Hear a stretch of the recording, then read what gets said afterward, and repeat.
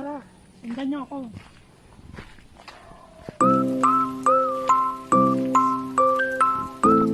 Good morning guys, dito tayo sa Milea Bee Farm. Tutuklasin natin ang mga honey.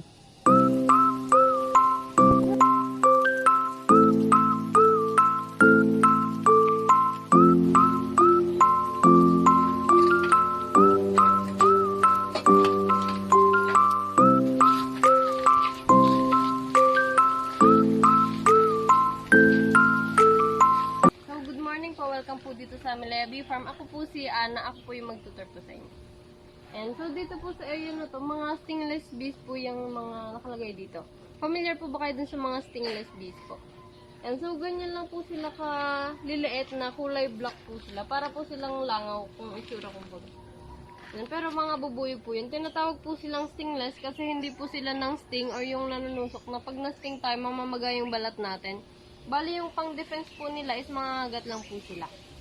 And parang kagat lang po yun ng langgam pero hindi mamamaga, hindi rin tayo magkakaroon ng mga pantal-pantal or mga allergy. And then tinatawag po silang lukot, kiwot, or kiyot. Yan yung local na bubuyog po dito sa Pilipinas. And then sa ibang bansa meron din po yan. And karaniwan po silang nakikita sa mga coconut trees po. Mga plantation ng mga nyog. And then may dalawang klase po ng stingless bees po dito. Meron pong aggressive and then friendly.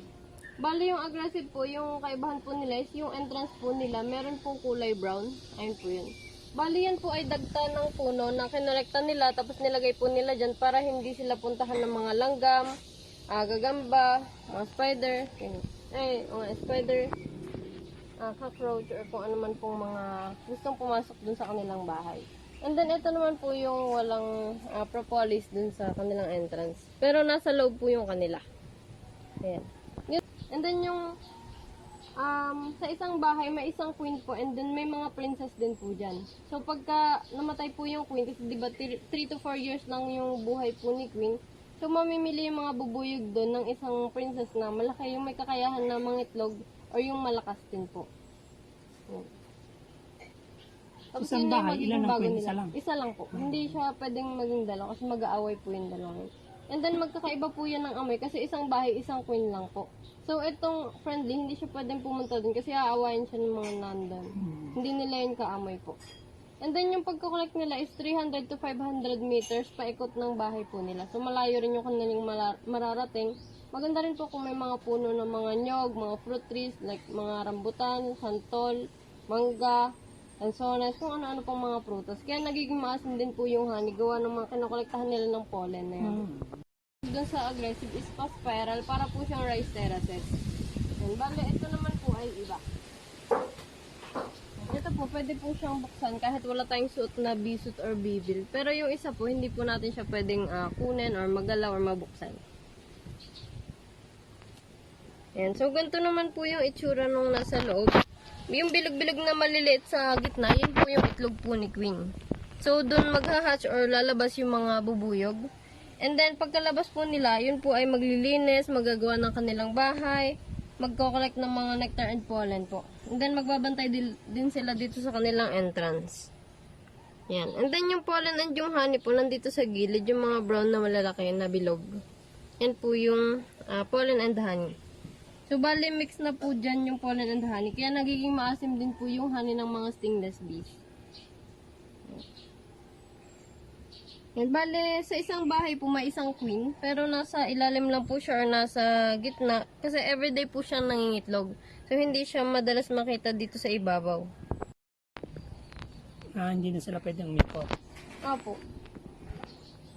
Yan, pwede naman po kung sasaraduhan yan, tapos ililipat sa ibang lugar, tapos saka doon bubuksan, pero hindi na yun pwedeng galawin kung anong orientation na yung entrance po nila. Basta dyan na lang. Nakikita nyo lumilipad, puro mga babae po yung mga yan. And then sila po yung lahat ng nagtatrabaho sa colony po nila.